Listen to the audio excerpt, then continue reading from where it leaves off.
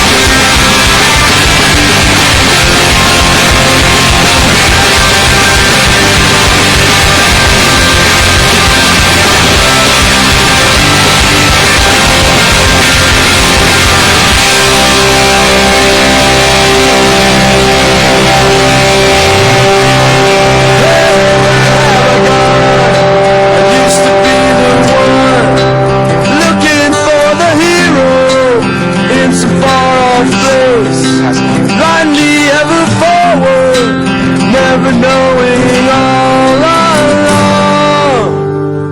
the truth was right here in my own song.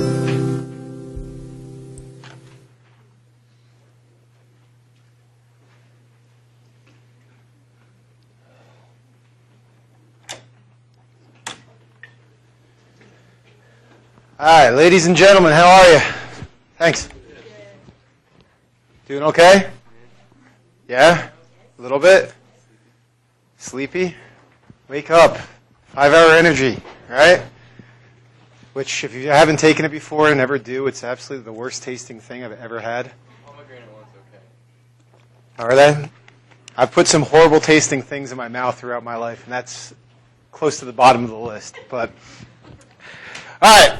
So, why do you think I grabbed this song today? What was it about this song that seemed maybe something relevant to our discussion for today? Yeah? Something about a self-concept, who I am, what I want to be. Something about the self-concept. What do you think? Is that maybe why I pulled it out for today? What's the song really about? What is it asking about? I mean, not to get all philosophical and all that, okay? This isn't a music theory class or anything, but really, I mean, the song's about trying to understand what?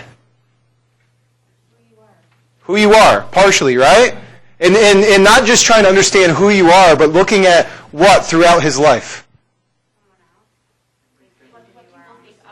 What people think of him, where his understanding of who he was came from, right? I mean, so you're spot on. The things that, jeez, this is killing me today, okay?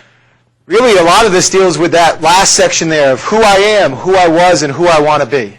And we're going to spend time today talking about the self, right? I mean, and what is the self? What is you? When I say, what do I mean by self? What is that?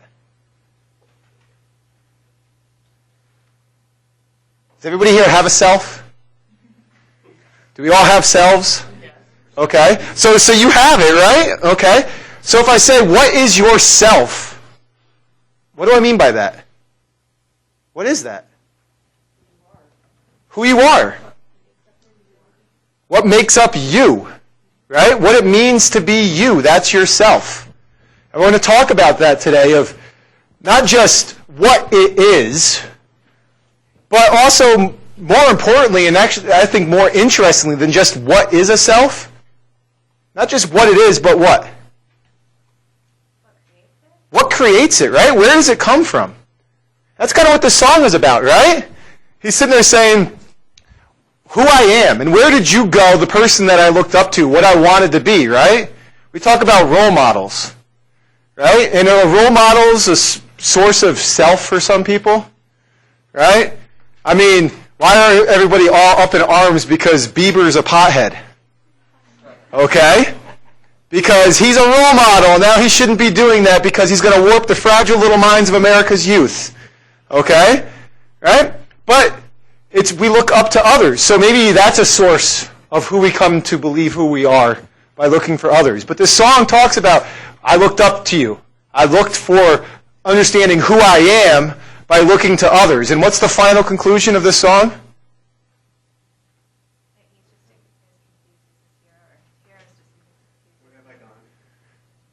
Yeah, he's just as confused. But then at the end of it, he's saying, who I am, who I was, who I want to be, I'm looking out for that elsewhere, and I'm looking for others to try to live up to and be part of that. But then the end of it is, what? It's in his own song. Like, I'm looking in the wrong spot. Right? So we're going to talk today about the self and try to understand what the self is. And that's going to be the start of today. It's going to be kind of the boring part of today. But you're going to find that one of the things that we have to do in this class is all get on the same page of what we mean by certain key terms and concepts.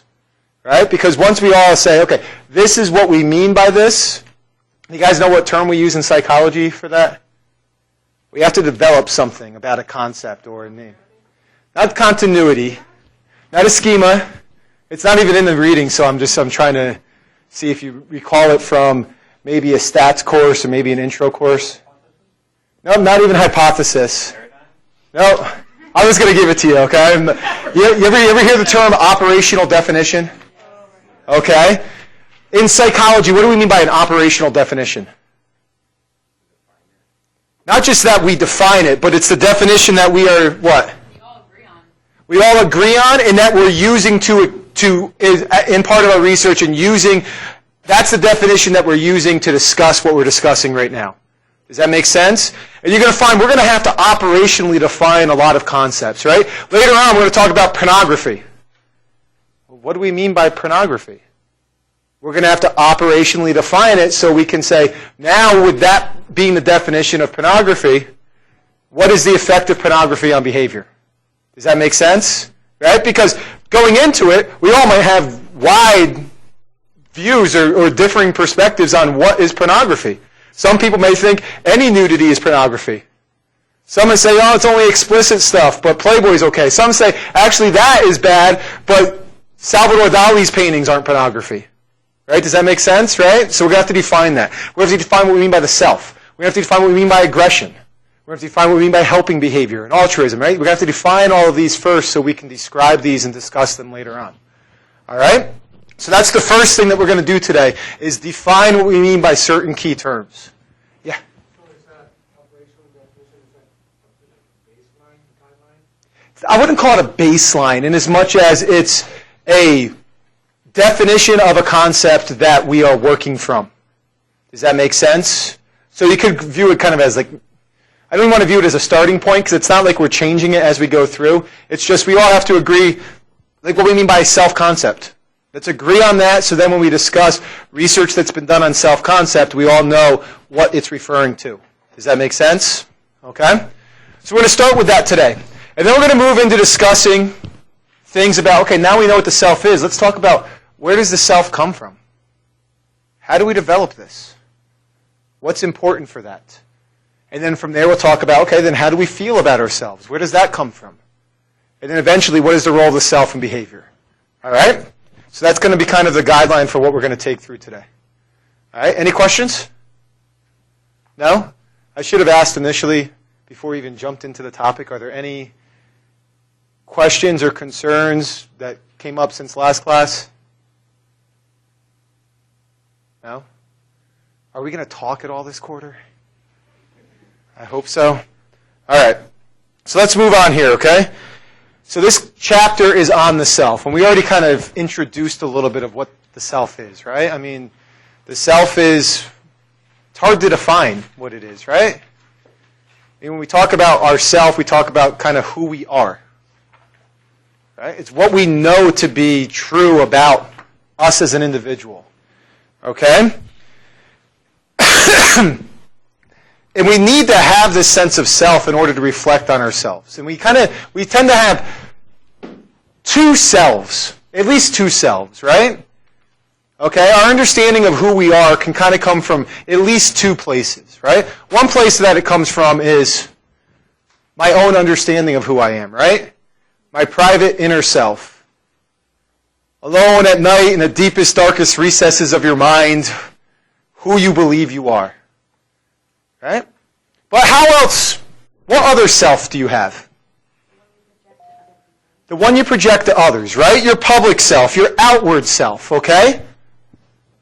Your self is also going to be influenced by these other social factors as well, right? And that's not surprising. Why is that not surprising? We're social people. And we talked about last class, social psychology is about what? How the individual, but the individual what? How it relates to others, and also how others influence the individual, right? So, I mean, it's perfectly understandable that in a social psych course, when we're discussing the self's going to have that individual component, but it's also going to have that component that's that social component, that component of how others are going to influence us. All right? So we're going to look at that here throughout the day today.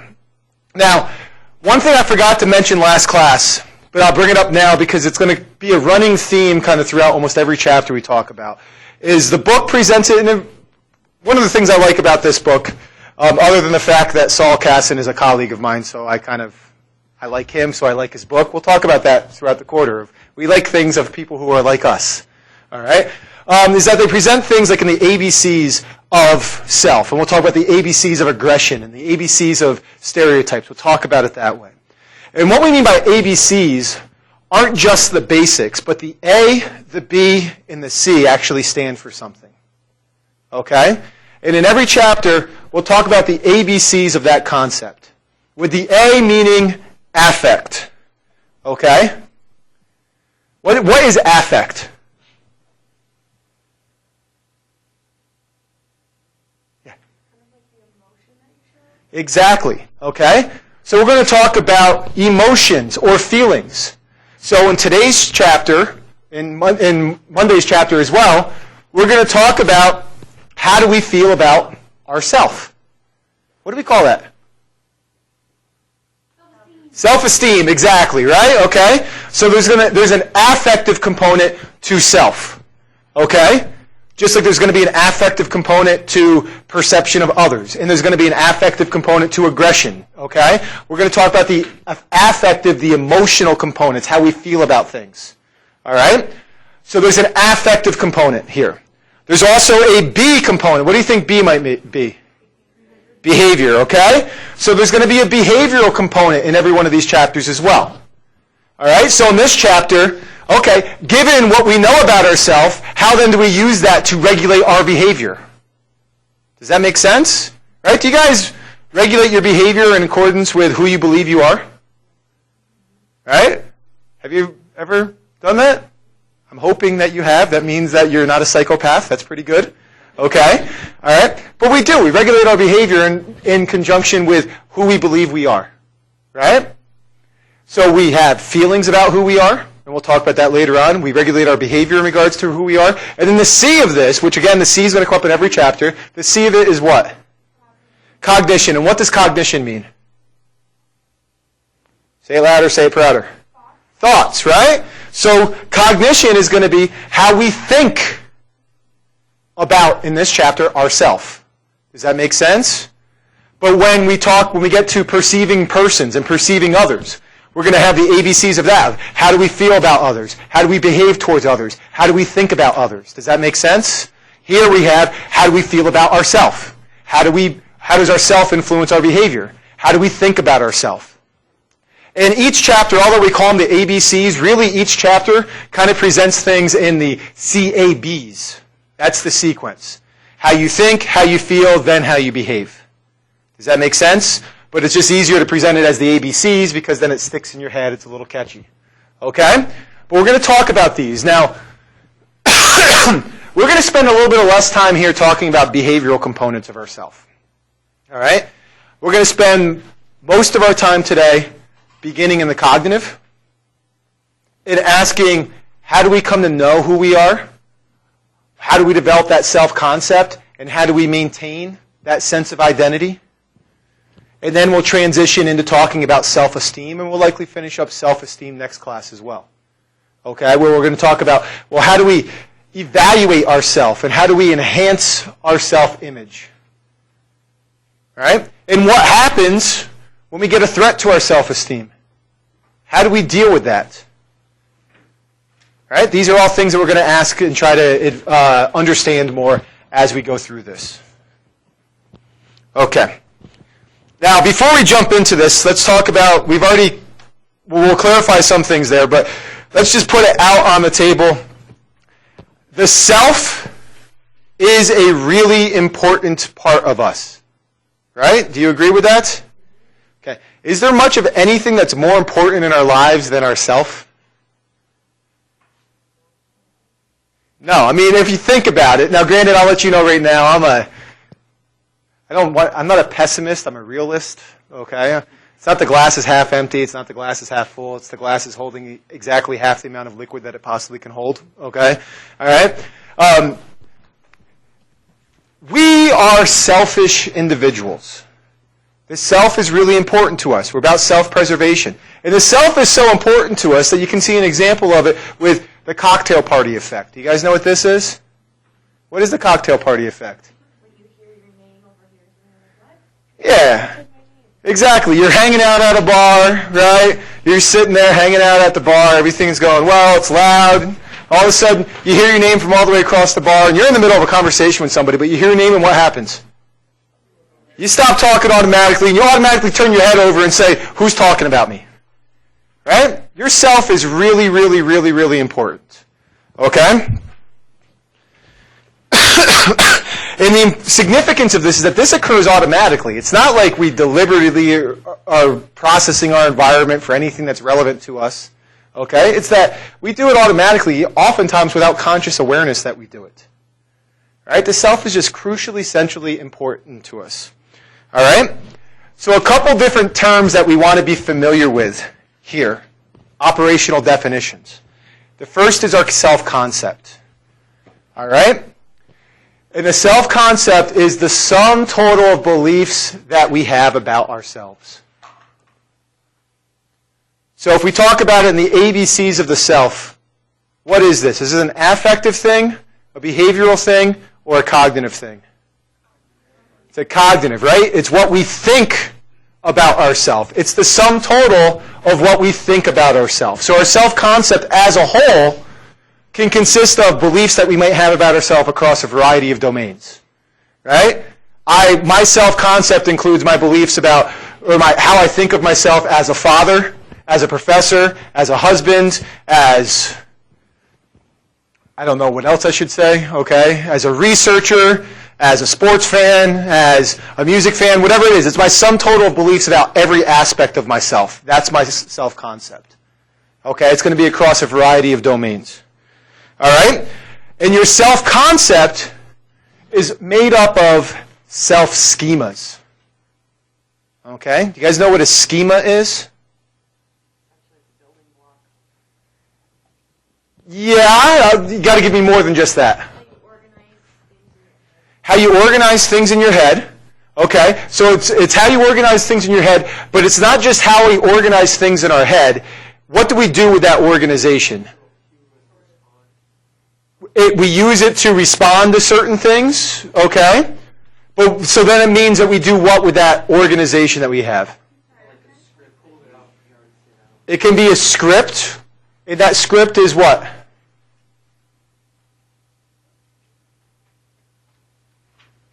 There's a few of you in here, I believe. Isn't there a few of you in here that took cognitive with me? Okay. We talked about schemas ad nauseum in that class. Okay. So I'm hoping that maybe you can rack your brain there and think, okay, what was the schema?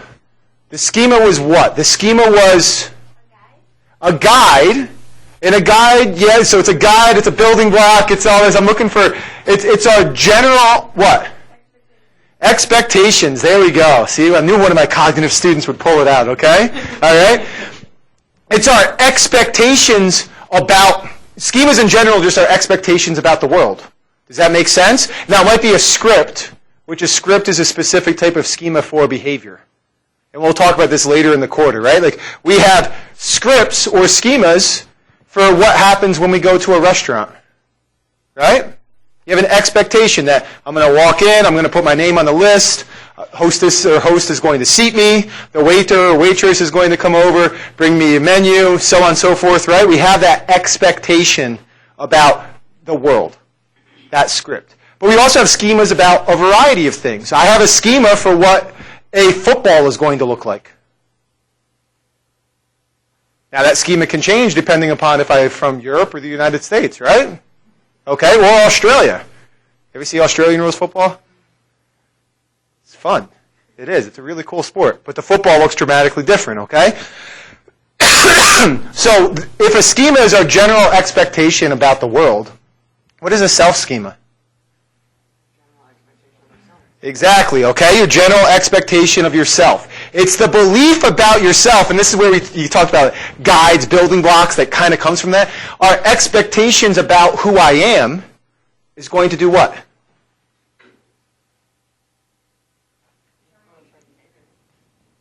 I heard it from somewhere. What's it going to do? Determine what you do. Not necessarily determine it, but it's going to do what? Guide it, right? Okay? It doesn't mean I'm always going to do what my self-schema is, but it's going to influence it. Does that make sense? It's going to guide it. Okay? It's also going to guide not just what I do, but it's also going to guide the processing of any self-relevant information. All right? So if I believe, here's a good one, because this is one thing we're going to notice about ourselves. We all like ourselves, for the most part. Okay? We'll talk about this later on, we all think we're above average, which is great, okay? So, if I believe that I'm an incredibly attractive person, right, I'm now going to use that schema to help me interpret why those people are looking at me when I'm walking down the street. Does that make sense? That schema guides how I process that self-relevant information. Right? Now, if I'm the same person, but I don't think that I'm an attractive person, is my processing or my perception of why people are looking at me walking down the street going to be different? Right? Do you see how that schema influences how I process that self-relevant information? All right? So that's what the self-concept is. The self-concept is the sum total of beliefs that we have about ourselves, and it includes those schemas, those beliefs about who I am. Does that make sense? All right? Before we go any further, I want you guys to take a few minutes to do something here. And I meant to do this at the beginning of class and I forgot, okay? I handed you a form here. All right? This is really, really, really simple. All right? Do not take too much time to do this. Basically, all I want you to do here is judge these characters, numbers, letters, on a scale of 1 to 5, with 1 being not at all beautiful, 5 being extremely beautiful. Okay, obviously you're not going to judge them in the sense of which you would judge another person. Okay, does that make sense? But think of it like art. You look at it and you just get this subjective experience, aesthetic experience from it. Does that make sense? Like you say, wow, that looks nice. That's really nice. Or, ooh, that's horrible. Does that make sense? I want you to do that with these letters and numbers. And I don't want you to waste a lot of time on it. I don't want you to overthink it. Go with just kind of your initial subjective response to it and say, what number seems about appropriate? Okay? Yeah? Is it a 1 or a 5 or everything in between? It's everything in between, a 5-point scale. So like if it's lukewarm in the middle, that'd be a 3. Does that make sense? And let's go through that and do that right now.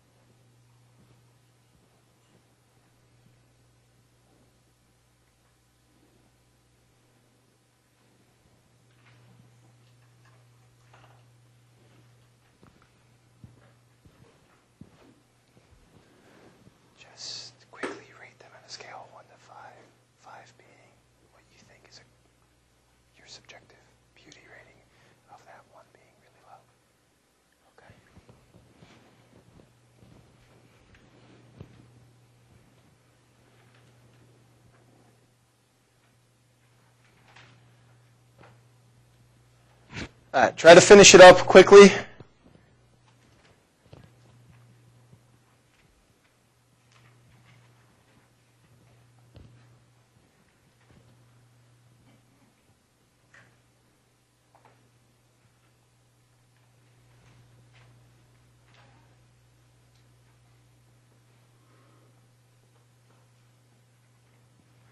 All right, let's set that aside for a minute. We're going to come back to that in a minute. I want to get you to do that, put it away, and then we'll come back to that in a minute there, okay? So, throughout this quarter, you're also going to find that during class we're going to have a series of like true-false questions that are just meant to go out there. Sometimes, obviously, the answer is going to be true. Sometimes they're going to be false, okay? The idea is to get you to think about a concept we're about to discuss and to provide your response. Now, sometimes these are going to be things that are obvious, and the obvious answer is the correct answer. Other times are going to be things of where the obvious answer is counterintuitive. Okay, the obvious answer is incorrect. All right. So for in this one here, let's just start this discussion here. Humans, right? All of us in this room, or most of us in this room. Okay, are we the only animals who have the ability to recognize ourselves in a mirror? No. So would that make this false? Okay. How many say false? Okay. So we're not the only animals to recognize ourselves in the mirror. All right? What might be the implications of this? Why would we care about that? Sense of self? Why? Other animals who recognize themselves in the mirror can be considered to have a sense of self. Okay, so in order to recognize yourself in the mirror, what does that require? Intellect. Okay. That's a cognitive component, though. From a social component, relevant to this class, what does it require? Self-awareness. So it means that you need to what? In order to be self-aware, you need to, well, see what you look like, yes. But in order to be self-aware, you need to have a self to begin with, right? Does that make sense? Okay? You can't be aware of a self if a self doesn't exist. Is that right? Okay? So let's look at this some more. Let's see some of the implications of this, some of the significance of this here. Okay? So we're talking about the self-concept. Where does that self-concept come from? Well, what do you think? What might be one of the most important things that has to be present in order for a self-concept to be there? Self-recognition, which means that you have to be aware what? That you are an individual. Does that make sense, right? One of the first things that has to allow for a sense of self to begin, to develop a self-concept, is to know that you are an individual. Right? Does that make sense? So this self-recognition is really important. Now, animals that can do this, all right, include great apes. What are some great apes? Gorillas, orangutans, chimpanzees, bonobos, right? Okay. Those are great apes. They can demonstrate self-recognition. And there's some recent research that suggests that dolphins and elephants may be capable of this as well. All right? But other animals don't demonstrate this. Right? Do you know how we test for self-recognition? What's one of the easiest tests for self-recognition? A mirror test. And what do you do with the mirror test? Put the animal in front of the mirror. Put a mark on them. Put a mark on them and see if they do what? If they touch themselves or if they touch the mirror. Does that make sense? Right? And this is actually what we do with humans to determine if they have self-recognition. Did you know that? Because when does our sense of self, when does our self-recognition capabilities develop? 18 to 24 months, somewhere around there, right? And if you have young kids like I do, so I like to use them as guinea pigs, okay? All right? You test them because you want to see. And this has significant implications, not just for development of self-awareness, but later on in this chapter, it mentions a little bit about autobiographical memory. We won't spend a lot of time talking about that. But if you guys take cognition, 250, all right, one of the things we talk about in there is autobiographical memory, memory for yourself and your life, all right? And off on a little bit of a tangent here, but it comes back around. Trust me on this, okay? Think back for a second. What age is your earliest memory? 2, 3, 4, 5. Right? Anybody have a memory from 12 months old? 6 months old? No. Why don't you have an autobiographical memory at that age? Because you didn't have a sense of self. So how do you be able to know anything about you if you didn't exist? Does that make sense? So that's what I did with my daughter. I just sit there and try to test with her and see when does she get self-recognition and find out when do I have to start being a better father because now she might actually remember this, okay? Right? But what you do is you take the kid and you put a mark on their face and put them in front of a mirror. And if they go like this, they know it's them because they realize something about me is different. Does that make sense? If you put them in front of the mirror and they just touch the screen and touch the mirror and all that, they're not demonstrating self-recognition. So that's what you can do with these other animals too. Put the mark on them and see what they do. All right? That's also why you'll notice that your dog does not have self-recognition capabilities because he looks in the mirror and barks at that other dog and wonders why that dog is barking at the exact same time he is barking and antagonizing him. Okay? Not self-recognition capabilities. All right? But this is important because we need to have the ability of knowing that we are an individual before we can start learning about who we are as that individual. Does that make sense? So the self-concept doesn't start to develop until after self-recognition comes about. Okay? And there are social factors that influence the development of this self-concept. And there's a couple of these, which we'll talk about this a little bit later on. These will come up in other themes later on. Okay? The first is this concept of looking glass self, where we learn who we are by how others treat us. What do I mean by this?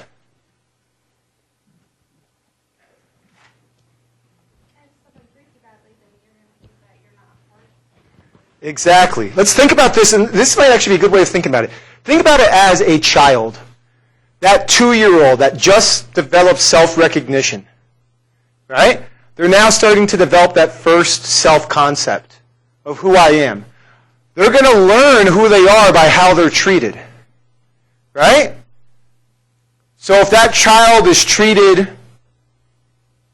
if that child's in a loving home, where it's hugged, it's kissed, it's praised, all of that, that child is going to come to believe what about him or herself?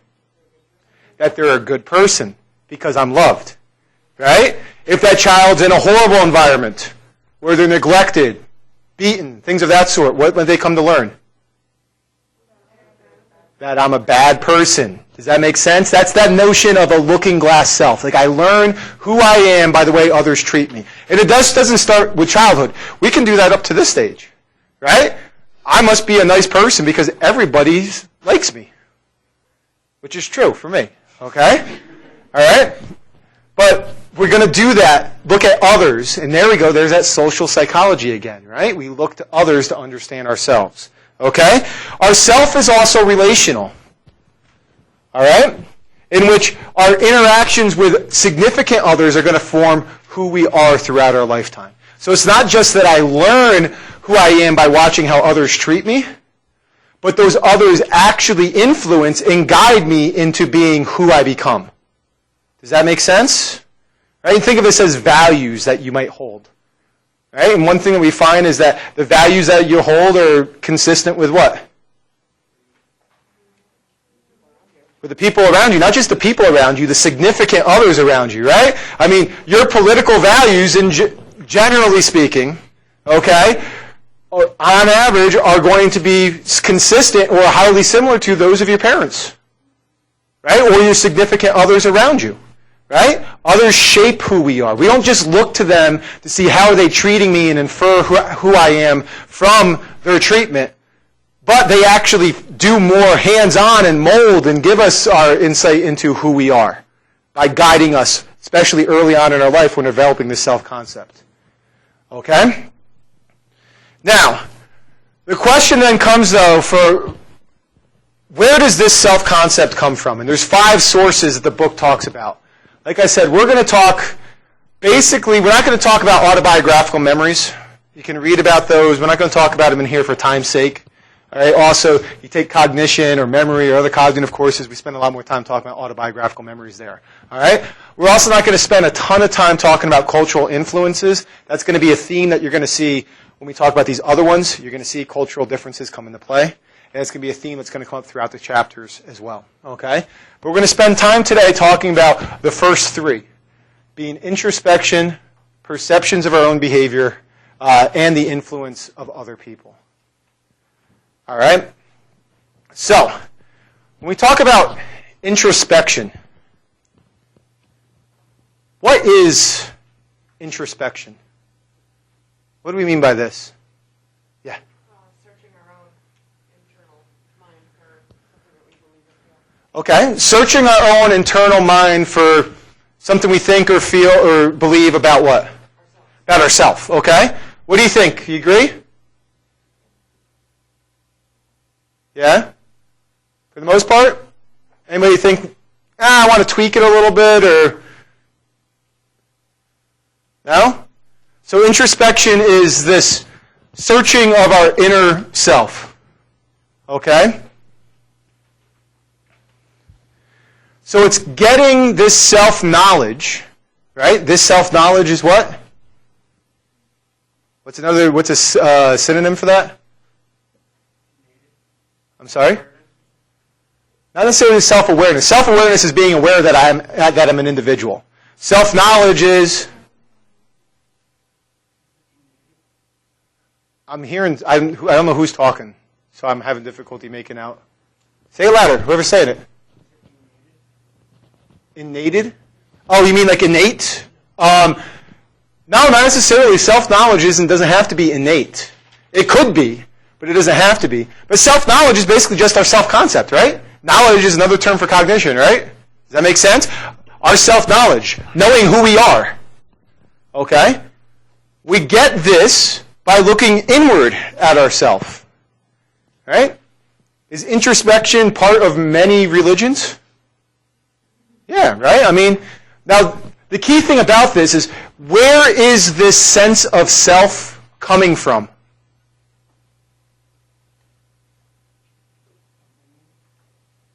No, I don't.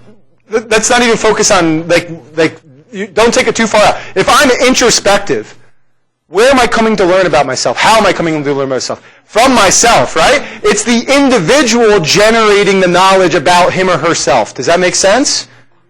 This is the less social process in which we form our self-concept, right? Let's look at what was the list that we had again? Okay, let's go back. Our list that we had: introspection, perceptions of our own behavior, the influence of others, right? We can always look at these as a linear relationship of the amount of social influence that's present. Does that make sense? Right? Here, I'm solely looking internally. Right? It's all internal, in my mind, and introspection. Perceptions of our own behavior, well, it's still my assessment, but now it's my assessment of something external. Does that make sense? Right? Then, influence of others. Is that a social thing? Right? Okay, now I'm looking at, how do others affect me? Autobiographical memory, thinking back in time for how I behaved in the past and how others treated me. And then cultural influences. Is that obviously a social thing? That's not just how others treat me, but what is my social environment?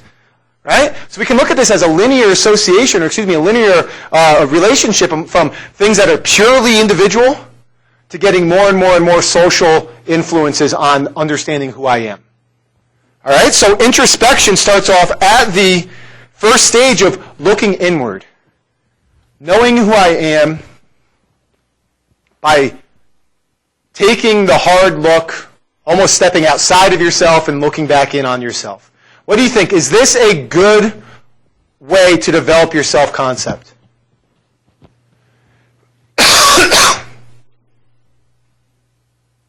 How many of you come to know who you are by kind of taking a moment every now and then to kind of look back on yourself and say, all right, this is who I am. Or at any point in your life, how many of you have ever done that? Let me put it that way, okay? So everybody in the room has your hand up that at some point in your life, you've done that, okay? So it must be a way in which we can do it if everybody's done it. My question for you, how accurate is that self-knowledge that's gained? It depends. God, I hate that. It depends. Okay? Let's pick one. Extremely accurate, moderately accurate, Not likely accurate. Extremely accurate. Moderately accurate. Not at all accurate. All right, so most of you are in the not at all the moderate range, okay? Why isn't it extremely accurate? You're biased. What do you mean we're biased? You have self-esteem to protect, right? Okay, so the problem with introspection, right, okay, is that it impairs self-knowledge because we like ourselves. We want to stay happy, right? We want to protect our self-esteem, right? Might be in denial, right, as a way to protect our self-esteem. We'll talk about this next class when we talk about ways in which we can protect that self-esteem and ways you and I think talked about this a little bit after class last time, right? You guys ever hear of self-handicapping? Every one of you's done it. Actually, many of you will do it this quarter. Okay? I guarantee you many of you will do it this quarter. And the most famous way that college students do it is by something called procrastination. Okay? That's a form of self-handicapping. And it's counterintuitive because it actually does serve to protect your self-esteem by procrastinating. How does it do that? You can blame something else. When you fail that exam, it's not because I'm an idiot. I didn't study until the last minute. Does that make sense? Doesn't make sense. I mean, just study and you're going to do better. But that's how it can actually serve as a protective thing, right? So we're going to talk about that more next class, right? But the introspection, just coming to know who I am, we're biased, right? Sometimes we don't even understand our true reasons for our behavior. Sometimes it's difficult for us to put it into words and really understand, right? So that's one reason why it might not be accurate. But the other reason is we're all good. At least we think we are. And pretty much every one of us in this classroom thinks that we're better than average overall. Does that make sense? Which isn't a problem. We have a positivity bias, which, when we talk about self-esteem, is a good thing. Right? If I think that I'm good, I'm going to feel good about myself, and then I have all the benefits of a positive self-esteem. Does that make sense? Right? But what's the problem if every one of us thinks that we're above average? Why is it statistically impossible? Because someone has to be average, right? Now all of a sudden if we all think we're above average, what does above average become? Average, right? Okay? But we all fall victim to this. Right? We all think that we're better than we are. We all think that we're above average. It's not to think that we all think that we're perfect. I don't mean that. Does that make sense? I'm not saying that we all are egotistical and think that we're perfect. But we all really think overall, and I say this in a general sense, there's always going to be individual differences, and depression is something completely different than that. Does that make sense? But normal, healthy adults, on average, think you're above average. All right? We like ourselves. All right? Which, not a problem. It's good to like ourselves. We'll talk about the benefit of that when we talk about self-esteem. Okay? But like we mentioned, it's statistically impossible. And the problem with this, too, is that it often leads us to overestimate our ability, our skills, our future prospects for securing a job upon graduation, all of those things. Okay? Like the big guy like me that goes and plays basketball for the first time in 10 years and says, yeah, I can still dunk. Okay? Guess what?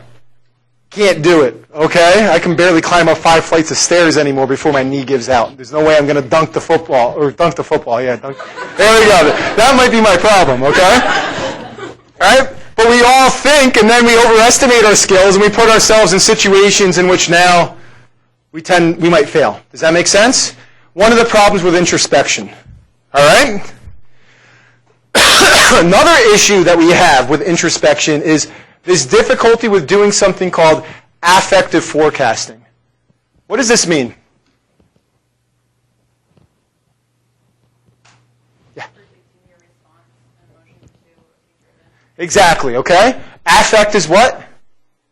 Feelings, emotions, right? So affective forecasting is trying to predict your emotional response to a future event. All right? And we often fail to do this well. Okay? We tend to overestimate the strength and the duration of our emotional reactions. Both if they're positive reactions, like say you're going to sit there and say, man, if I just won that Powerball lottery, my life would be so much better. right? I'd be so happy. All my cares would go away. I'd have all the money I'd ever need. I'd be good, right?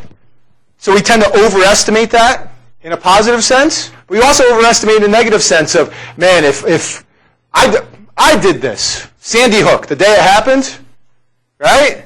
Destroyed me. I don't know why it destroyed me, because I have two small kids, and I see those 6-year-olds getting gunned down in a classroom, and I sit there and think, I can't imagine if that was my daughter, right? I don't know how I'd react to that. It'd be horrible, right? And I'm not saying that it wouldn't be horrible, but our affective forecasting abilities, we likely overestimate how negative it would be and for how long it would hurt us. Does that make sense? And it's something called a durability bias. All right? Now, question for you. Why do you think this durability bias might exist? Why are we going to, if it's a positive event, like say I won that Powerball that was recently, $550 million? Okay? Say I won that. I only won $4. I was pissed, okay? All right? Say I won $550 million. I sit there and I think about it all beforehand. Right? And sit there and say, man, I'd just be so happy. I'd quit my job. Screw those students. I don't care anymore, okay? You know, kidding, okay? All right? Why do you think I would overestimate my emotional reaction in either way? Why do I have this durability bias? Yeah. Well, negatively, I feel like it would probably protect you a little bit because, like, if you think that you would be so, like, depressed or something afterwards, and then you're not as depressed, you're like, I can handle this because I thought it was going to be worse. Okay, so maybe there'll be a protective benefit to expecting the worst and having it not be as bad? What do you think? Maybe? Okay. That could happen. Anything else? It works positively, right? Yeah, it works. Yeah, it goes. Yeah. So maybe it'll help motivate us that if this is going to be amazing, then motivate ourselves to do more positive things. Okay, so maybe it's going to motivate us. But what about the winning the lottery? Yeah, okay, so it would be about things that maybe I have more control over? Yeah, if I do this and this, it'll be amazing. Maybe it can help motivate us to do this.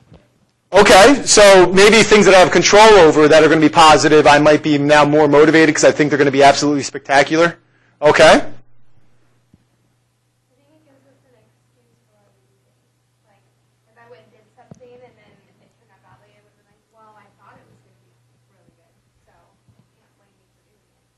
Okay, we'll talk about that later on. That's going to get like a self-handicapping thing, right? Okay, so we're going to talk about that one a little bit later on. That's a little bit different than this affective forecasting issue, though, okay? Let's think about this. This is where, and this has been shown, okay? People who think, I'm going to be so happy when I win the lottery, and then they win the lottery, they're not nearly as happy, right? Or people that think that I don't know what I would do if my spouse died.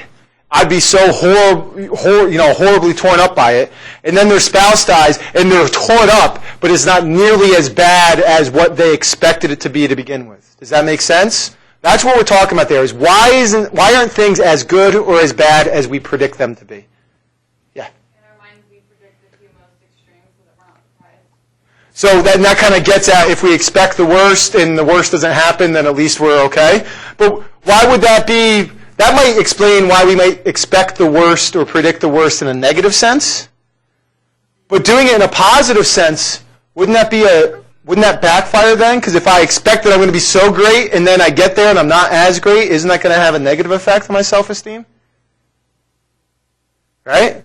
So I could see why expecting the worst and not getting there might buffer and protect my self-esteem. But if I expect the best and I don't get there, how is that protecting my self-esteem? Okay, so that temporary sense of happiness, like the night before the Powerball numbers came in and everybody starts thinking about, oh, what I'm going to do with this money. I can't wait to tell my boss to F off tomorrow morning and okay, and all that stuff, all right? These are all valid, valid explanations or hypotheses here, okay?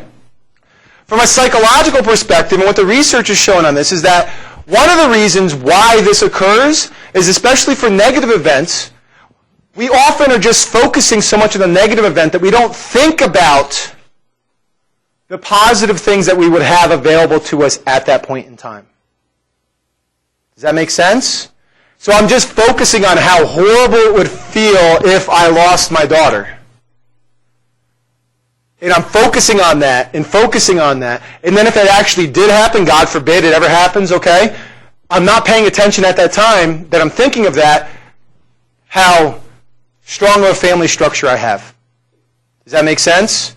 How I can cope with it, right? My social support and things that will help me cope with it, okay? Another reason is that we tend to only focus on that single event and not focus on the other things that we have going on in our life. Right? That's why people who win the lottery aren't usually as happy as they expect themselves to be, because it doesn't matter how much money that you have. If you're a jerk before, you're still going to be a jerk afterwards, and you're not going to have any friends. Does that make sense, right? You fail to take into consideration the other things you have going on in your life. Right? So that can explain that durability bias. All right? Let's pause from this a second. I got to see if, I don't know if there's any way that I can black out this board, but let me try. Sweet. I love technology. Okay? Let's go back to that handout that I gave you guys. All right? I want you to look at this handout here. All right? And I want you to do very quickly, just look through this handout and circle any of the letters or numbers that are personally relevant to you. Either it's part of your name, it's a letter or a number that's part of your birthday, and I don't just mean like if you're born in January and it's a Y, you circle it. You know what I'm saying? I mean you think it's personally relevant to you. Okay, a number like maybe your old soccer number or football number. Does that make sense? Something along those lines. Circle anything that is relevant to you.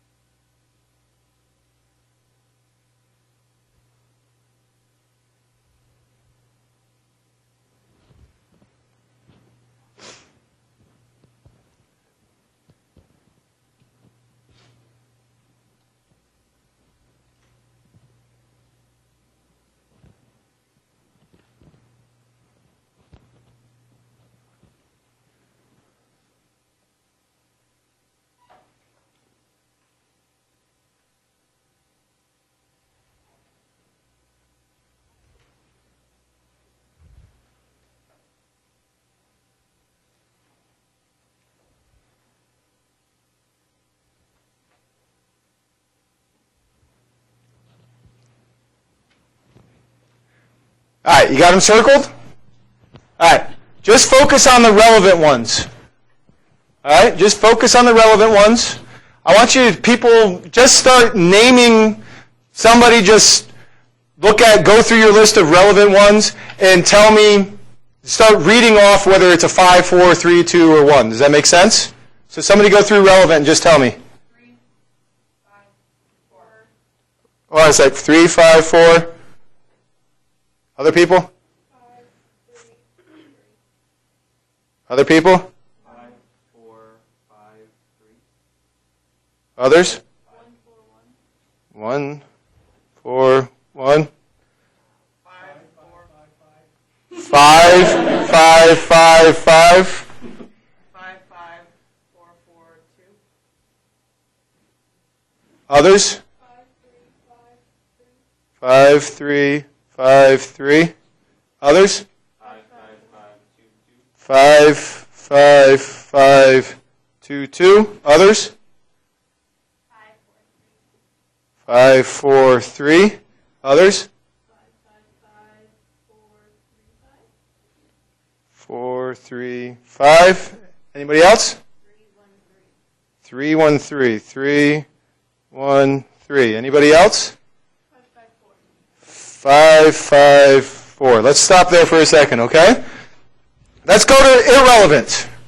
People start giving me some numbers of your ratings of irrelevant stimuli. 5131. Others? 1133. Others? 11132. 11132. Others? 2424. 2424. Others? 4233. 4233. Others? 34312. 12. Others? 5544. Others? 33211. Others? 2532. One more person? Oh, they're going to give me ones because there's no zero on that, okay? So, 111. Not scientific by any means, okay? But what do we notice here? We rate higher the letters and numbers that are relevant to us. What do you think that means? You're selfish sons of bitches, right? Okay, that's what it means, right? No, what does it mean? Yeah, we could go on. It's what does it mean? You identify, not just that you identify with the self, but anything related to you, you view more favorably, right? How many of you, as you were going through, saw a letter and said, oh yeah, that's the first letter in my name. I like that. Some of you did that? Okay. Did you do it on all of them? On each one that turned out was relevant to you? Were you consciously aware that it was relevant to you when you were rating it? How many of you were not relevant, or not consciously aware, did not think of the fact that it was relevant to you when you were rating it? Okay? So many of you did. Look at your ratings. Did you consistently, or at least did you get a trend to rate those higher still than the irrelevant ones? Some of you did, some of you didn't, but it looks like many of you are saying yes. So for those of you that did, that were consciously aware, that shows that you're just, deliberatively biased, okay? Okay? But for others that weren't consciously aware and only look at it afterwards and said, oh yeah, I did. That is a letter in my name, or that's maybe the number that's in my birth date or something like that, right? You sat there and you said, oh wow, I did rate that higher. I did rate that higher, right? So it goes to show how important the self is, that anything related to us just gets a boost, right? We like things that are relevant to ourselves, all right? Now, the other thing this demonstrates too, that's why we do this activity here, is maybe certain letters or numbers are more aesthetically appealing than others, right? That's possible, right? Across the board, maybe, I don't know, what letter do you think is sexy? S. Sexy, okay? All right? So maybe S is just naturally more appealing for us than Z. Okay? That's fine. It could be. S has curves, and we like them curves, don't we? Right? Okay? So maybe it is. But across the board, across everybody here, like S would be relevant to me, right? But for others, S isn't relevant to you, and you may have rated it lower. This is demonstrating here, just by breaking it up by relevant, irrelevant, right? That it's about the letter or number being relevant to yourself, not about the specific qualities of that stimulus. Does that make sense? Right? So, going to demonstrating again, right? I said we're all biased. Said that the first day of class. Here's your first demonstration of how biased you are, okay? It's not relevant to you. You like it. It's purty. Okay? All right, let's take a break there because it's about perfect time to take a break. We come back. I want to move into talking about the next source of coming to understand our self-concept, and that would be through looking at our own behavior.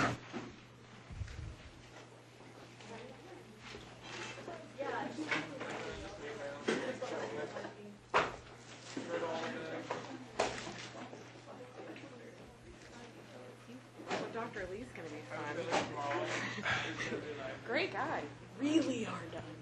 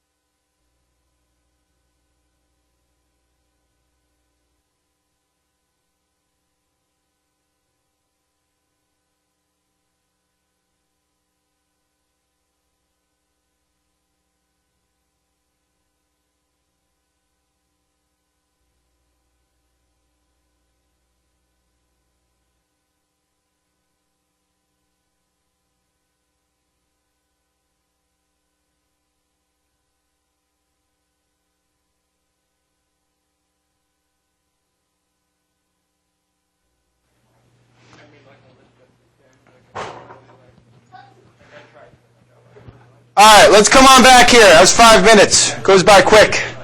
All right? Let's move into other sources of trying to understand our self-concept and where it comes from, okay? Here's another true-false for you. Can smiling actually make you happier? Like, even if you force a smile, can it actually make you happier? Well, no, I'm not saying like obviously, like, okay, it's like that chicken and the egg thing, okay? Let's not talk about correlation, like, I'm smiling, therefore I'm happy, therefore I smile. Let's not get all that, okay? Let's just sit there and think, okay, say that you force a smile. Say, like, let's try it. Everybody in this classroom, just go like this right now. Did you just get, like, a little boost of happiness? Even though I told you to do it? Right? Is that freaking weird? Right? So what will we say on this? Can smiling make you happier? Yeah, this is true, right? All right, let's talk about this. Let's see why. Now, there's 2 reasons why smiling might make you happier. The more boring reason is what?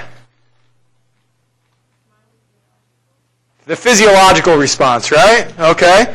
That the act of smiling and contracting these facial muscles, right? This is such a nice smile, okay? Right? But the act of doing that does what? It releases endorphins, right? And you know what endorphins are? They're happy. They're your happy neurotransmitters, right? Okay, endorphins are very similar in chemical structure to what? Morphine, heroin, opiates, right? Very similar in the chemical structure, okay? The actuality is the way that morphine acts on the brain is that it mimics endorphins and it binds to the same receptor sites in the neurons as endorphins do. They're so similar that that's why you give somebody morphine, okay? But endorphins, they're your happy stuff. Okay? So smiling can make you happier because just the act of contracting those muscles stimulates the release of endorphins. Yeah?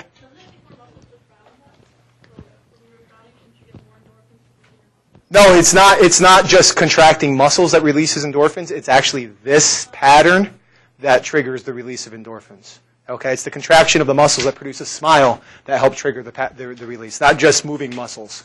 Okay? Yeah? Yeah, the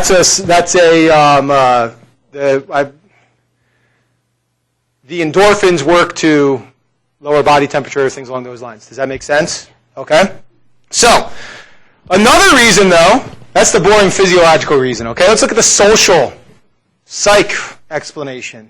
And that comes from this second source of self-concept, the second source of understanding who we are as an individual. And this is self-perception theory. All right? And what this says is that it was developed by this guy, Daryl Bem, who's one of the famous social psychologists of all time. Okay? Bem developed this, and he argued that we can learn who we are by watching our behavior. So rather than focusing on introspection and looking inward, I can look at how I behave, and that behavior tells me something about who I am as an individual. Does that make sense? And this is what developed in the self-perception theory, okay? In which when I don't have strong internal cues, or those internal cues are difficult to interpret, okay? When I can't figure out who I am by looking inward, that's what it means. Okay, when I can't figure out who I am by looking inward at myself, I'm going to look outward and analyze my behavior to help me understand who I am. Does that make sense? All right? Now, there's a caveat to this.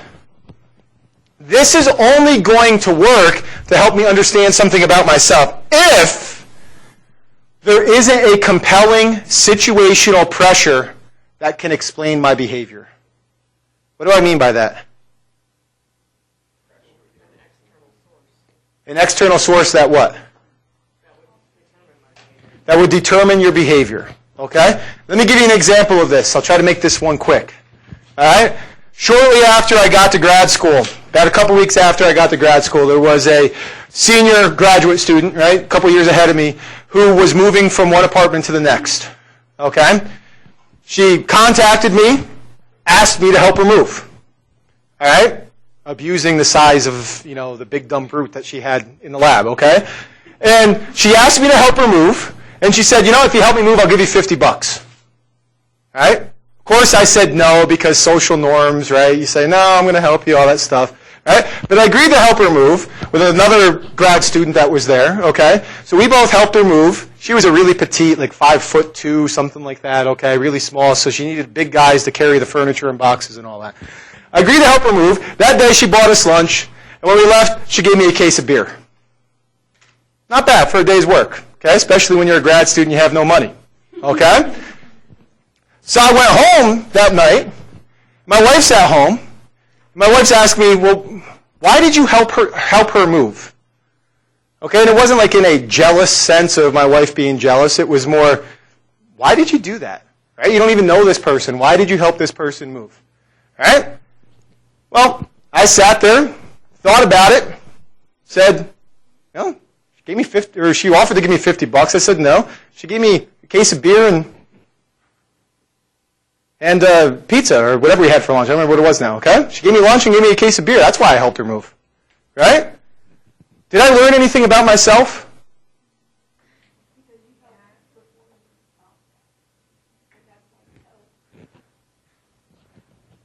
Well, but she told me she was going to get me that stuff. Does that make sense?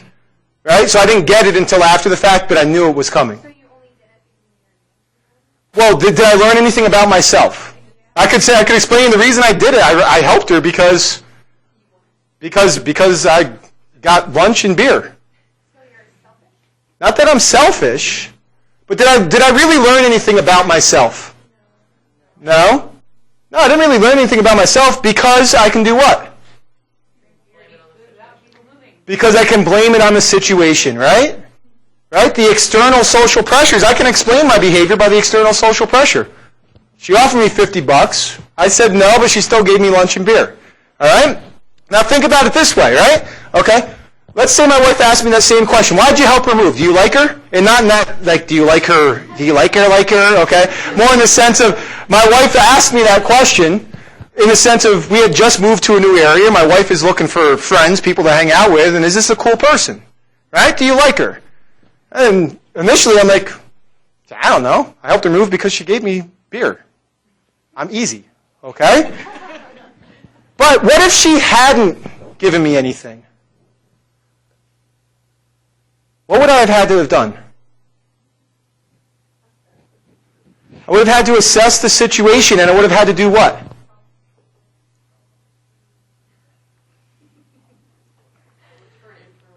Look for an internal reason why I did it. Right? Why would I help her? I have to look at my behavior and say, I helped her. I don't know why I helped her. I don't know really if I like her that much, right? Because I don't know her that well, right? There's an absence of a compelling situational pressure. It wasn't like, hey, she offered me money, gave me beer, or whatever it is, okay? I look at all that and now I say, now I have to interpret that behavior. I must have helped her because, yeah, she must be a nice person. I must like her. Does that make sense? Because why else would I do it if I didn't like her? And that's what the self-perception theory argues, is that when you don't have strong internal cues, right now if my wife asked me, hey, do you like Lisa? I'd be like, yeah, Lisa's pretty cool because I know her well. Known her now for however many years I've known her, right? Does that make sense? But at the time, I didn't have those strong internal cues of how I felt about this person, right? So then I look to the environment to explain my behavior. I look and say, okay, my behavior is I helped her. Can I explain that behavior due to something in the environment? Yeah, she offered me money and she gave me beer.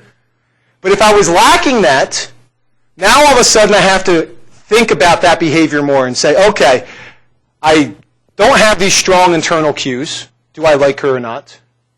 There's no compelling situational reason why I would have done it. My behavior is I helped somebody without them giving me something in return. Therefore, what does that mean about me? I must like her. Does that make sense? I learned something about myself and my feelings and who I am in my self-schema based upon looking at my behavior and trying to explain it. Emily. So isn't there like a debate going on right now, kind of where they're kind of debating if we only do things because it's for us, even when it seems like there would be no other reason to do it? One of my favorite debates in all of social psychology. Does altruism exist? We'll get to that in the chapter on helping. Okay? Right now, let's keep it more broad than that, of explaining behavior. Okay? Like in trying to understand something about ourselves, looking at behavior to understand it. Let's not get into the altruism debate later on. We'll cover that when we get to the chapter on helping. Okay? Yeah. Couldn't you have also helped her because she chose you to help her because you were big and strong, and then that's like how you like to see yourself, and so then you're kind of... Yeah, so possibly it could have been that. Honestly, that didn't cross my mind. That could have been, maybe that would have been one of my internal cues. All right? But that still doesn't explain why I chose to help her. Right? That might explain why she asked me.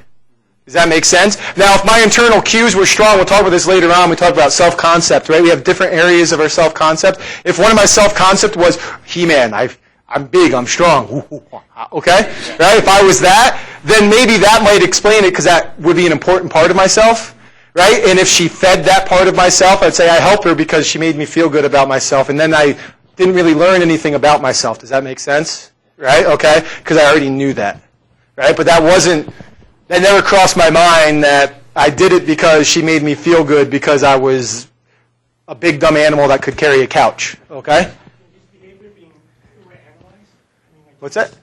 You overanalyze. Maybe you just help just because you just help. Yeah. Of course you can overanalyze. Just like introspection you can overanalyze, right? Okay?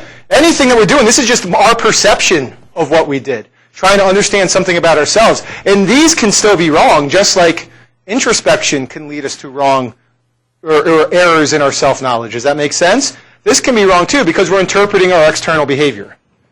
Yeah. What about just like helping her to feel good, you know, you feel like a better person? Like, because she offered you, what she offered you, like $50? Yeah. And then you didn't know she was going to offer you. Excuse me. I knew before I went that she was buying us lunch. Does that make sense? So I knew all that before I made the decision to go help, that she was buying us. She offered the $50 when she asked us. I said no because we'll talk about that later on, issues like reciprocity and things of that sort. Does that make sense? Okay. And then I knew going into it that I was getting something out of it. So something could have came up and you couldn't have made it. Possibly, if I wasn't getting anything out of it. Plus, I know myself well enough to know that I didn't just help somebody to be nice because I'm not that type of person. Okay? I just did it. Yeah, I just did it. I'm easy. Okay? All right? I'm not a nice guy. Okay? But the point here is that you look at your behavior to try to understand something about yourself. And the only time your behavior is going to tell you something about yourself is if you can't explain that behavior to be due to something external. Does that make sense? That's the key thing here. If I can explain my behavior to be due to something external, it doesn't tell me anything about myself because now it's due to something else. If I look and I did a behavior and now I can't explain that behavior by something external, now maybe that tells me something about who I am as an individual. Does that make sense? Right? And we'll talk about this here in a little bit. Okay? And like we said, if there's an easily identifiable external reason, we won't infer anything about who we are. Because I did it for that external reason. It's nothing about who I am as an individual. All right? So, we also do self-perception of emotions. And this stuff is going to come up later on, so I'm going to go through this rather quickly. Okay? But this gets at that smiling makes you happy thing. Right?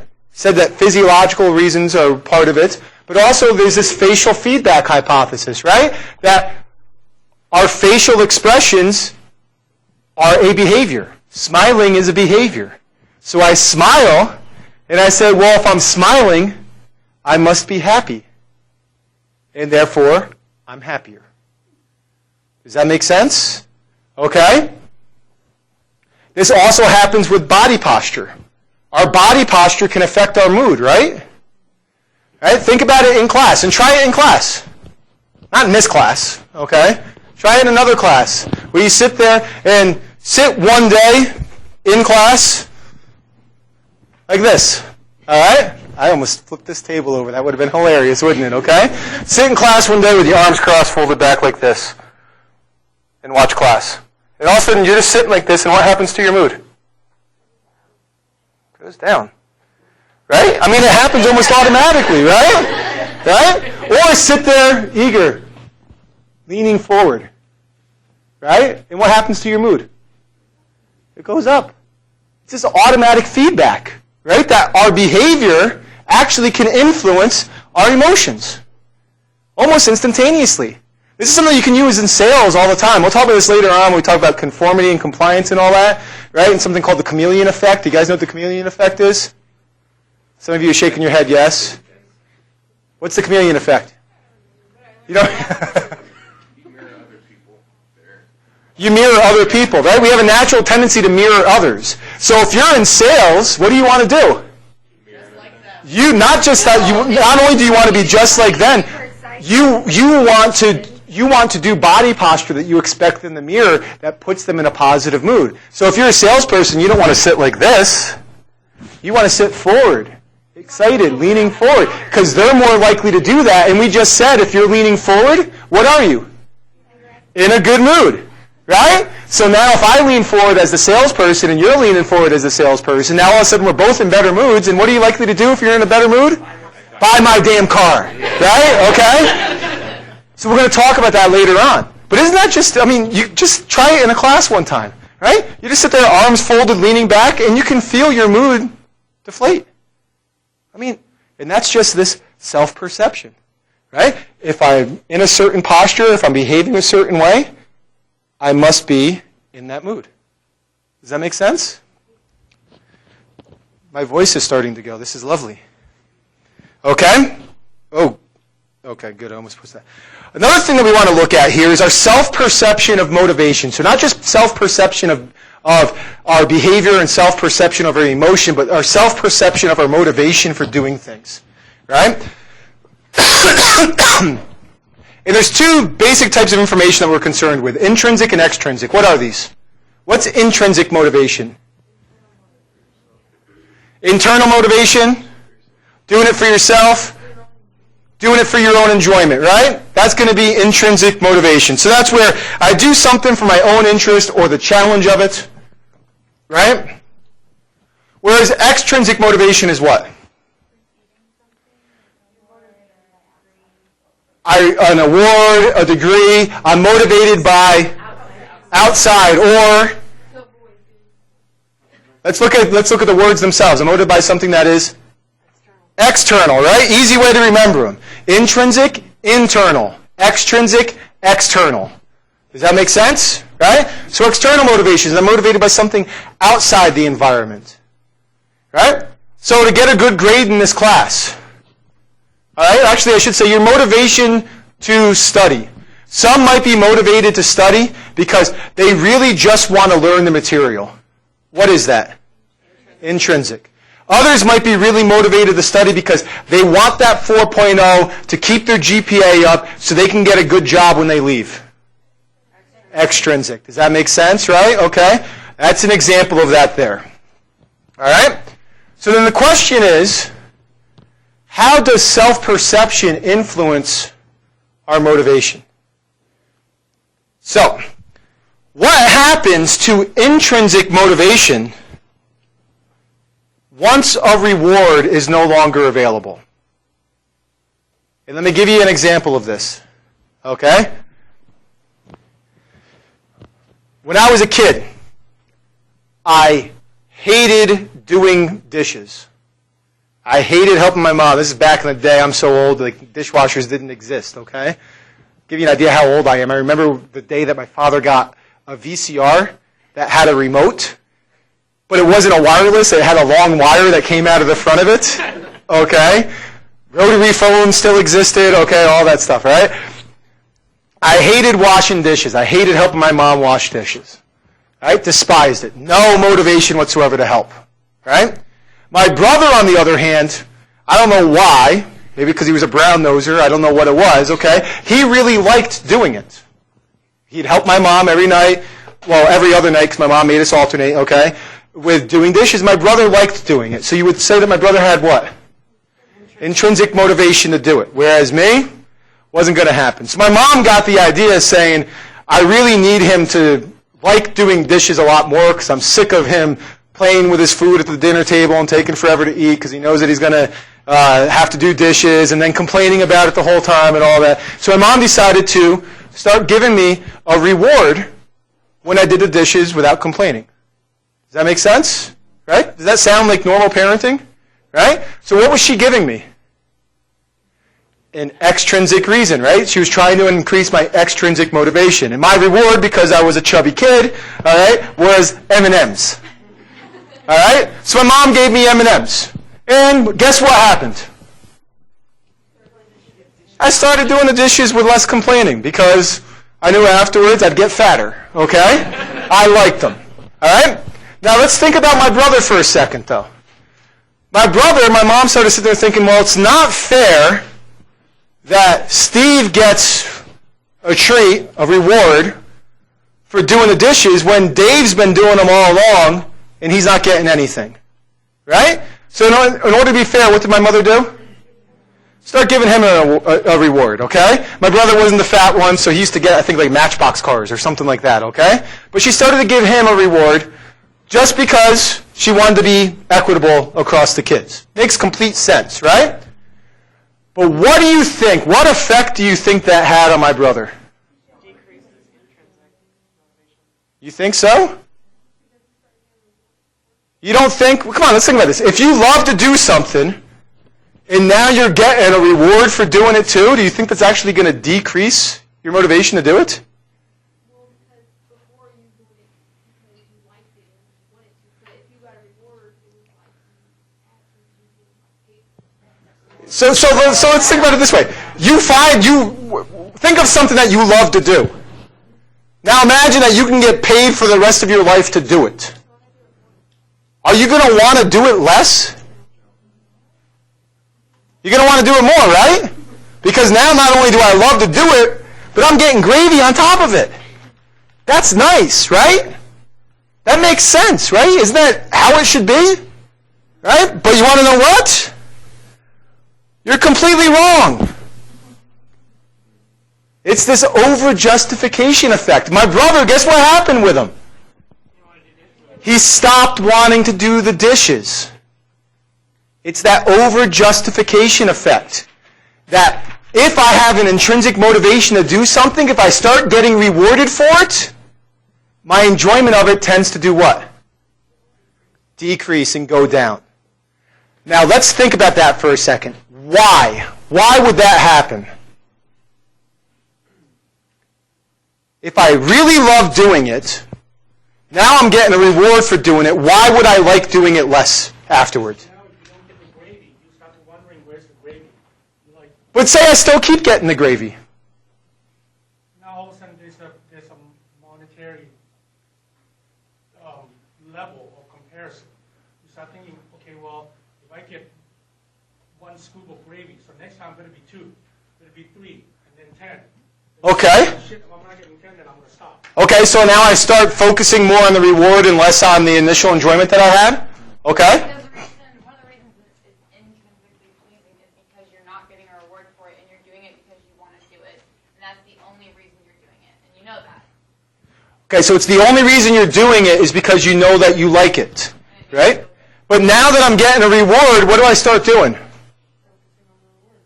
Not just focusing on the reward, but I start doing what? I start looking at my behavior, washing dishes. I'm doing it for the reward, not for myself. I start questioning my reason as to why am I doing this, right? Am I doing it because I actually like it, or am I doing it because I'm getting paid for it, right? A lot of musicians and artists, they do that. Like when they do the painting, they really enjoy doing them. And when they start getting paid, they have the gallery shows, and they get this, I don't know, groupies or whatever, and they just start to feel like, well, I guess this is what I should get. Yeah, it's like why fame sometimes burns out artists, right? Look at Kurt Cobain, right? Fame killed him, right? Because he started sitting there and losing enjoyment for what he was doing before when he was struggling, and the only reason you're doing it is because you love the music. And now that you're getting all these accolades and all these rewards for it, what happens to your love for the music? You start questioning it, right? And this has been shown over and over again as an over-justification effect. To go over quickly with you here, here's a study from, what year was this? 1973, one of the first studies that demonstrated this, where they took kids. They gave them a chance to play with markers. If you have young kids or no young kids, they love markers. They love to write on anything they possibly can with markers, including their little brothers. Okay? But they wanted to see how much these kids love playing with markers. So they brought them in, let them play with markers. Does that make sense? Right? Then they brought them in a couple weeks later, and they split them up into 3 groups. One group, they just let them play with markers again. No reward whatsoever. They just let them play with markers again. Does that make sense? Another group, they let them play with the markers, but after they were done playing with the markers, they said, great job, here's 3 gold stars. Does that make sense? So for like a 6-year-old, gold stars are the bomb, right? Okay? The other group, they gave them gold stars too, but they told them before, if you play with the markers well, you'll get the gold stars. Does that make sense? Then they brought them in again a week later, and they wanted to look to see how long did these students now play with their markers. Does that make sense? So the students that never got a reward played with the markers on average, let's call it 16, 17 minutes, before they got bored and just moved on to something else. So this is our control condition, our baseline, right? That's the average length of time a kid wants to play with markers, right? What do you think happened to the students in the unexpected reward condition? Did they want to play with the markers more or less? More. Because I played with the markers last time, I wasn't expecting a reward, I got one.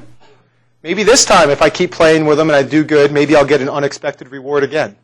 Does that make sense? Right? So they played long. But what about these students that initially were given the expected reward? They said, if you play well, you'll get gold stars. But now they come in this second time or this third time, and they're told, go ahead, just play, but they're not told to expect a reward. What do you think they did? They played less. Right? Demonstrating that this gap here, okay, the difference between these 2 conditions here is what demonstrates that drop in intrinsic motivation due to getting the extrinsic reward. All right? So then the question then comes, what are you supposed to do? If you're a parent, or if you're going to be a parent, should we just not offer rewards because it looks like they're going to backfire here, right? I got a kid who wants to do something, I give them a reward, and now they don't want to do it. What should we do? What's that? Okay, so only give them a reward if they don't want to do it?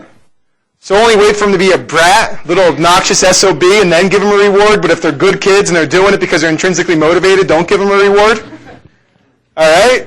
Sounds good, right? Okay. Right, but maybe that's what this is suggesting, right? Is this suggesting that? Should we be rewarding kids that do a good job already and want to do it?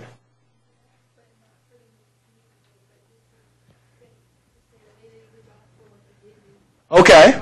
So to give it to them so that what? It feels unexpected. And they feel good. But I guess what matters here is not whether you give them the reward, but what? What they take from it, right? Remember we talked about this last class? One of the themes of this course is not going to be what is reality, it's what's the perception of that reality by the individual, right? So that's going to be the important thing. It's not whether there's a reward, it's how that reward is perceived and by whom is doing the perception.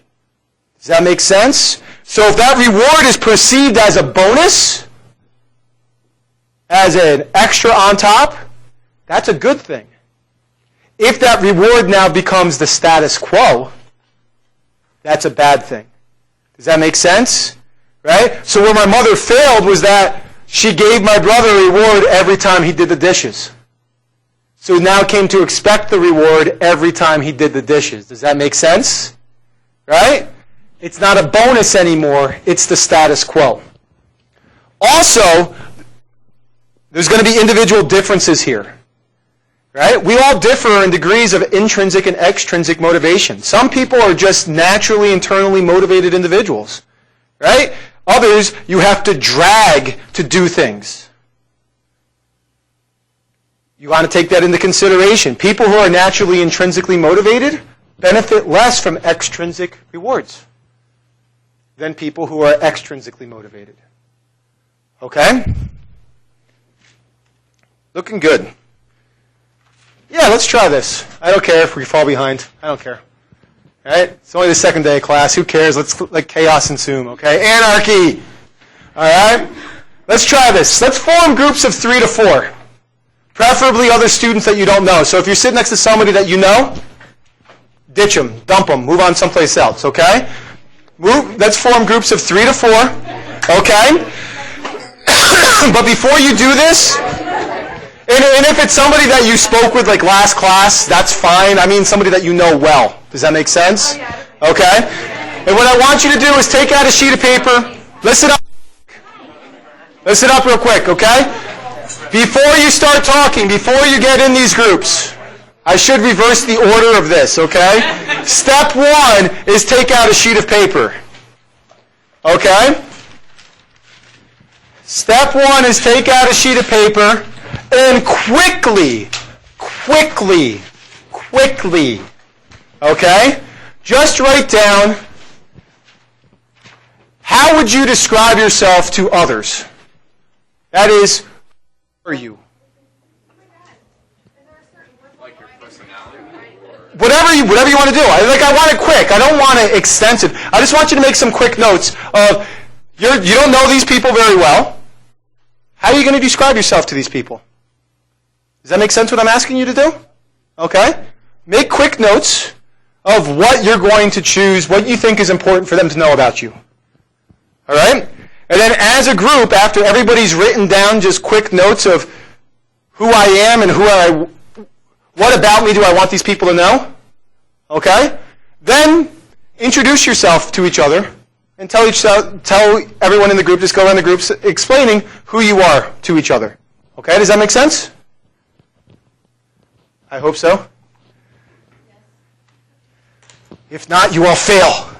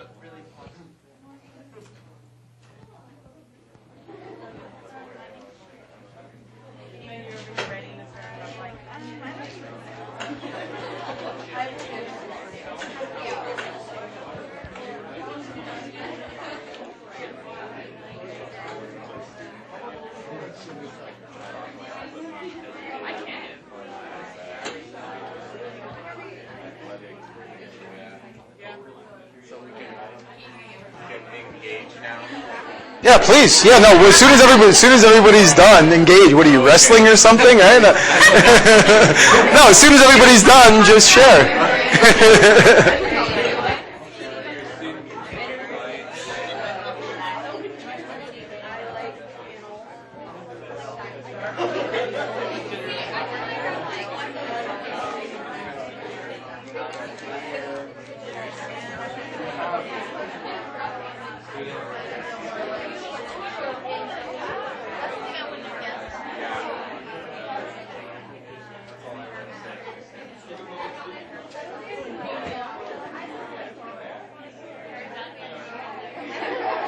I'm sorry? You go where? No. Just when you're done, that's cool. We're going to come back in a second.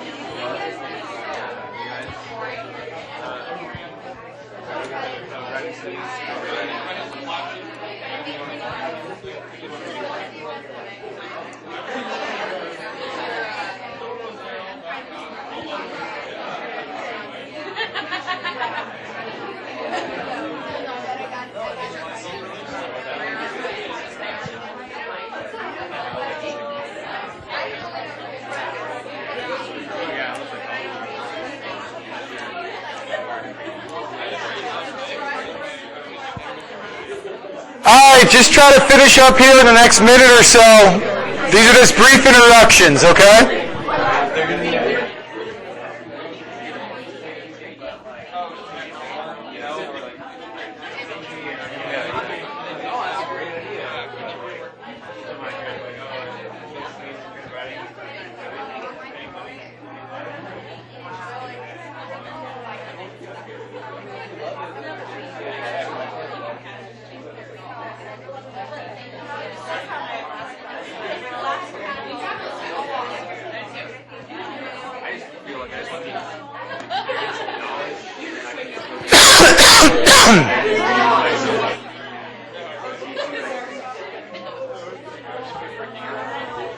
All right, let's finish up. Come on back forward. All right, so everybody got an opportunity to briefly introduce yourself to your group members? And then probably some groups got off on tangents about other things and it was more than just a brief introduction. Okay, that's fine. That's expected, all right? So my question for you then, well, I guess let me ask you, why do you think I would include this activity?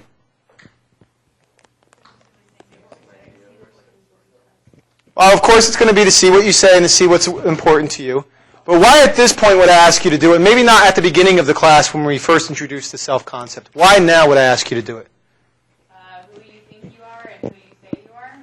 Who you think you are and who you say you are? Possibly. We'll get to that a little bit later on. I guess, yes, to the certain extent of I'm interested in what you, in how you described or what aspects of yourself you described. How many of you were able in the minute, 2 minutes max that you had to write down, were able to write down a full description of who you are? Thorough, complete evaluation of yourself.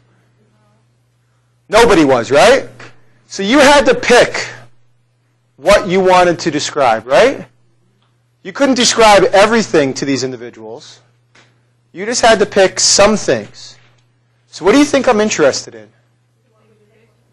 What you picked and why you picked it. Right? And this gets at the next issue here. The next source of our self-concept, which is what? What's the third source of our self-concept? The influence of others. Right? So you knew going into it that you were going to have to present yourself to others in a group. Does that make sense? Right? So when you were creating your list, what was your thinking as you were creating your list or creating just your brief description of who you are? Anything? What makes me stand out? What makes you stand out? Stand out from what? From other people that maybe The other people that might be in your group. Anybody else do that or think that? How many of you included on your list student? Okay, so about a handful of you. How many of you included I'm a student in social psychology? Why not? Because you all are. All right? How many of you included on your list your gender? Why not? Because it's obvious, because it's not necessary, right? So, in essence, those two things there, the lack of including one aspect, or both of them, were not included because why? Because they were already known, they were obvious, they don't necessarily stand out, right? And so therefore, the others influenced your presentation of yourself at that point in time, your understanding of yourself at that point in time. Does that make sense? Right? Think about it this way. If you're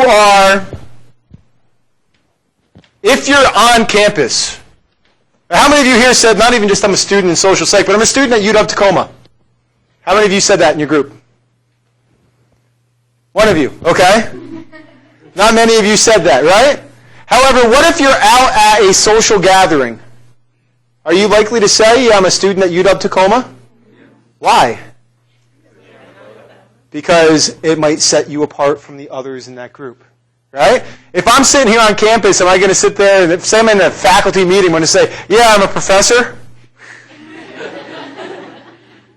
No, not likely, right? But say that I'm out at my daughter's daycare Christmas party, and somebody asks, says, hey, who are you? I don't know you much. Do you think I might be likely to say I'm a professor at UW-Tacoma at that point in time? Right? Here, when I'm out here, I say, yeah, I'm a New Yorker. When I'm in New York, do you think I say, yeah, I'm a New Yorker?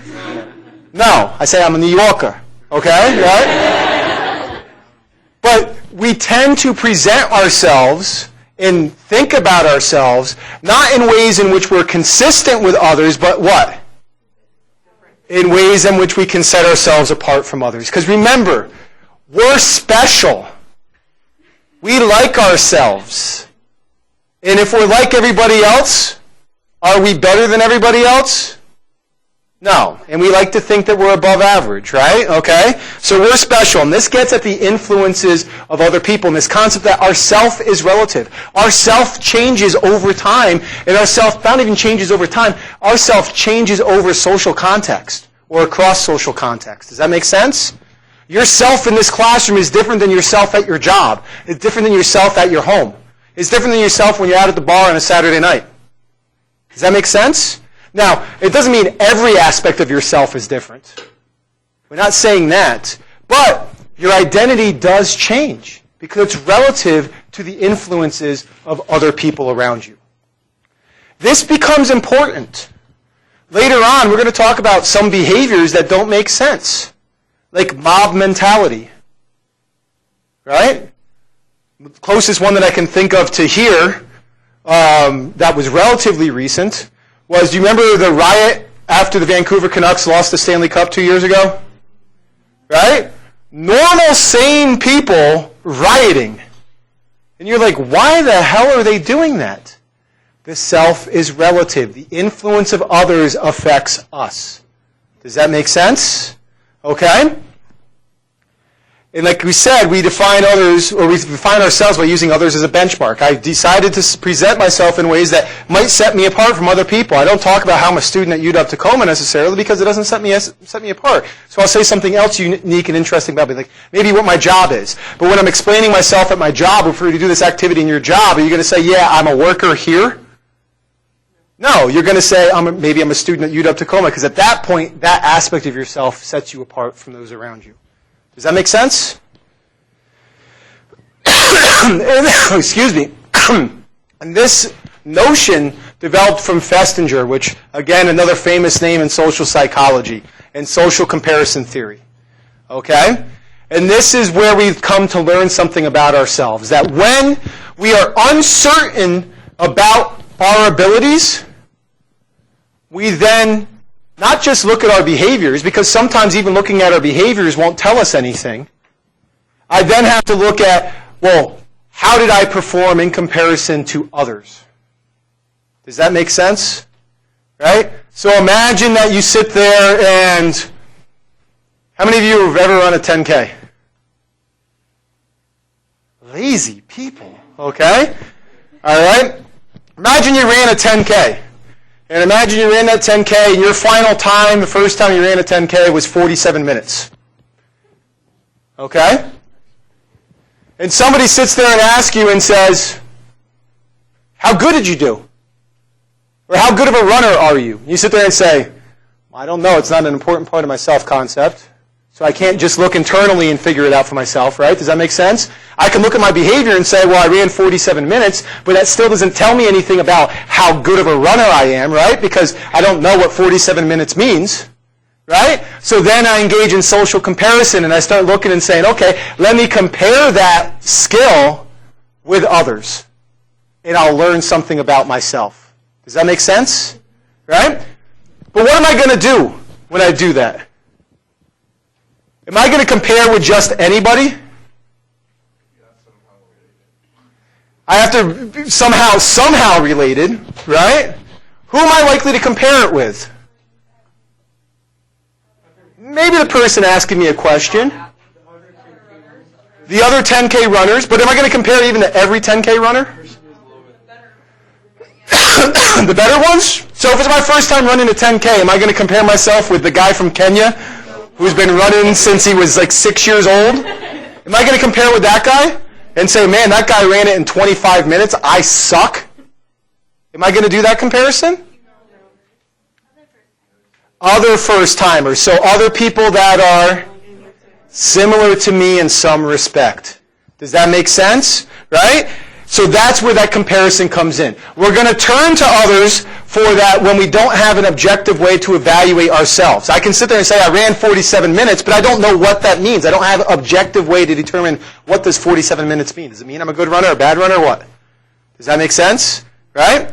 So then I'm going to sit there and say, okay, I'm going to turn to others for that comparative information when I don't know myself.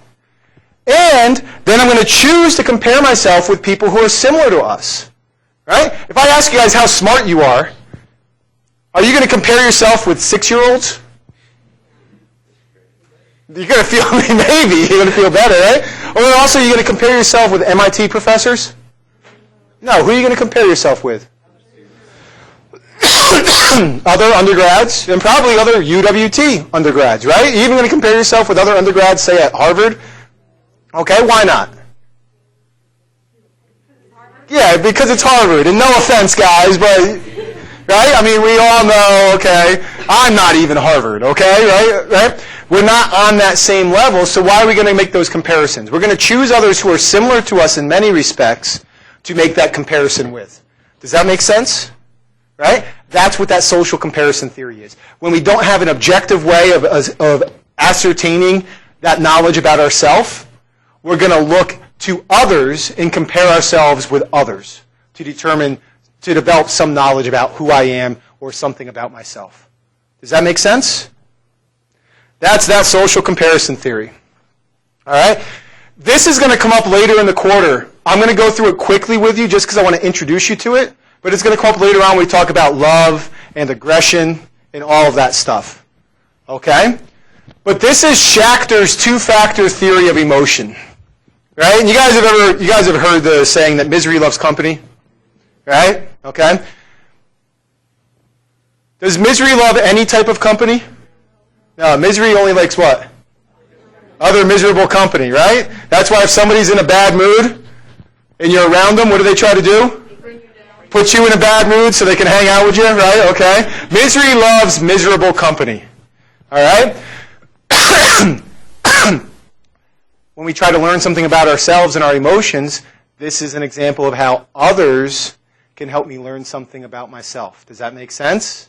All right? And what this two-factor theory of emotion is, very quickly, it says that there are two factors that are necessary for us to feel a specific emotion. And give me an example of various emotions that you have.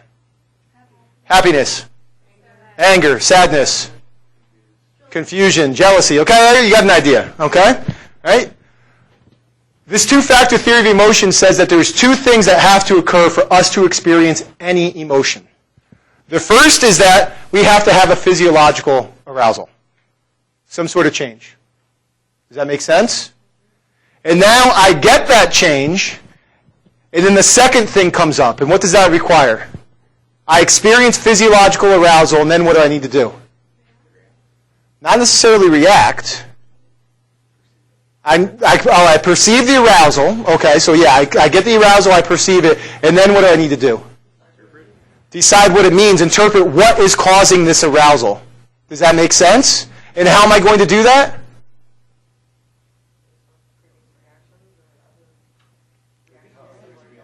I'm going to look in my environment, right? Okay, maybe how others are reacting, right? I experience physiological arousal, and if other people are screaming and running, how am I going to interpret my emotion?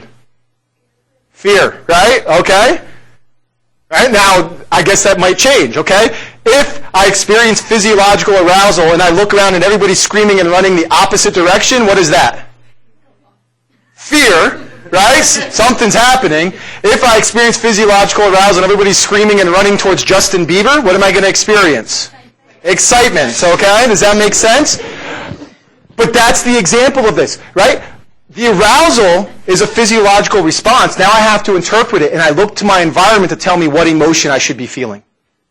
Does that make sense? The same arousal can be interpreted both as fear and excitement. It depends upon how I perceive it. Remember, it's not reality, it's that perception of reality. All right? So we need to experience the arousal, and then we must make that interpretation that explains the source of it. This is going to come up later on when we talk about love. All right? Guys, I'll give you a hint now. I'll give this to you now because I don't want to, waste the first date for you sometime this quarter. On your first date, and women, you can disagree with me if you want to, but this is what the science suggests. Take them on something exciting. Take whatever you find exciting. Bungee jumping, right? Take them riding go-karts, whatever it is. Okay? Don't take them someplace boring. You know why? Because they experience that physiological arousal. They may be more likely to say, I'm experiencing this physiological arousal, this excitement, right? Because bungee jumping, being on the top of a tall building, whatever it is, that gets you physiologically aroused. I don't mean sexually aroused, okay? I mean physiologically, right? And now you start searching your environment for the source of that. You say, well, it must be this guy. And I start liking this person more. Self-concept. I've learned something about myself. Does that make sense? And you think I'm kidding. I share it with you now because use it. Try it. Dinner in a movie, you're not going to get that physiological arousal, and you're going to have to rely on your looks. Okay? I don't know about you, but I never tried to rely on my looks. Okay? I had to rely on something else because this ain't going to cut it. Okay? Yeah.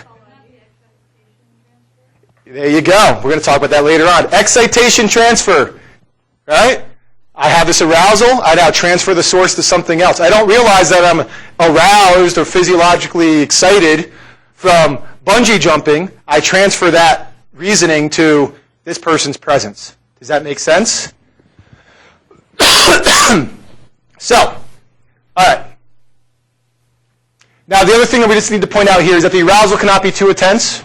Okay? Because just think about it that way. If I get too physiologically aroused, what's going to happen? You can have a negative reaction to it, right? Like if you drink too much caffeine, what happens? Not do you crash, but you get shaky and agitated, your heart fluctuates, you start getting worried, you get anxiety, right? You get all that negative reaction to it, okay? So you can't have too much physiological arousal, all right? And the other people must be present at the onset of the arousal. Does that make sense? Right? If I end up getting excited, physiologically excited, and then somebody walks in, I'm not going to attribute that person as the source of my excitation. Does that make sense? Because they weren't there before the excitation began. Right? Does that make sense? So that's the only thing we need to talk about with that. All right. Otherwise, let's see if we have anything else. Like I said, we'll talk about this later on when we get to love, attraction, anger, and aggression. Definitely going to come up in both of those. All right? I experience physiological arousal. I look around. That guy cut me off. I now interpret that arousal as anger. Does that make sense? Right? Let me see. All right, let's finish up with that. I didn't quite get into self-esteem like I wanted to, but c'est la vie. Okay? Tuesday or Monday. Remember, we're going to have a guest lecturer on Monday. All right? Please be here on time. We begin promptly at 1:30. This individual will only give a lecture for the first half of class. In the second half of class, we'll continue on with Chapter 3. Okay? Also, please check your emails because I may provide you some information through email this weekend or in the next day or two about what the content of his presentation will be, so you're aware of that coming into class. Okay?